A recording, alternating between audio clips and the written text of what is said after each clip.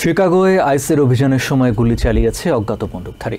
শনিবার শিকাগোর 26 স্ট্রিট এবং কাই অ্যাভিনিউয়ের কাছে বর্ডার পেট্রোল এজেন্টের অভিযানের সময় হামলার ঘটনা ঘটে। গুলির ঘটনার পর কয়েকজন ব্যক্তি বর্ডার পেট্রোলের গাড়ির দিকে রঙের ক্যান, ইট ও পাথর ছুঁড়েছে বলে জানিয়েছে হোমল্যান্ড সিকিউরিটি ডিপার্টমেন্ট। আইসের সাবেক অ্যাক্টিং ডিরেক্টর জনাথন ফেহি বলেছেন, ফেডারেল এজেন্টরা নিজেদের জীবনের ঝুঁকি নিয়ে দায়িত্ব পালন করছেন, অথচ রাজনীতিবিদদের এলোমেলো কথাবার্তার জন্যই এমন ভয়াবহ পরিস্থিতি তৈরি হচ্ছে বলেও মনে করেন তিনি।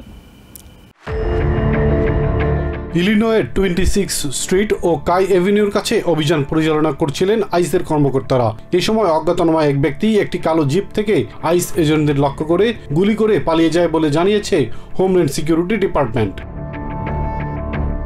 ডিএইচএস এর বিবৃতিতে আরো বলা হয়, অজ্ঞাত বিক্ষোভকারীরা বর্ডার পেট্রোলের গাড়ির দিকে রঙের ক্যান ও ইট ছোড়ে।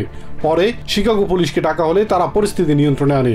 তবে এখনো পর্যন্ত হামলাকারী এবং তার ব্যবহৃত গাড়ির সন্ধান পাওয়া যায়নি।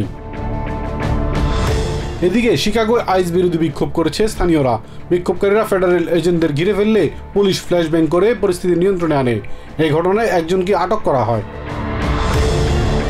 ফেডারেল এজেন্টদের উপর এমন হামলাকে উদ্বেগজনক উল্লেখ করেছেন আইসের সাবেক অ্যাক্টিং ডিরেক্টর জনাথন ফেহি। তিনি বলেন, ফেডারেল এজেন্টরা নিজেদের জীবনের ঝুঁকি নিয়ে দায়িত্ব পালন করছেন, কিন্তু রাজনীতিবিদদের এলোমেলো কথাবার্তার জন্যই এমন ভয়াবহ পরিস্থিতি তৈরি হচ্ছে বলে মনে করেন তিনি।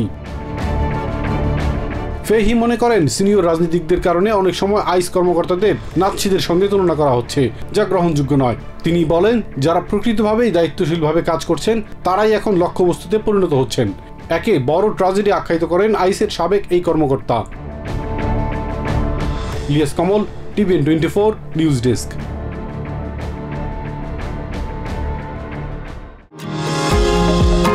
নিউ ইয়র্ক থেকে সম্প্রচারিত টিভিএন 24 টেলিভিশন বিশ্বজুড়ে বাঙালির কণ্ঠস্বর।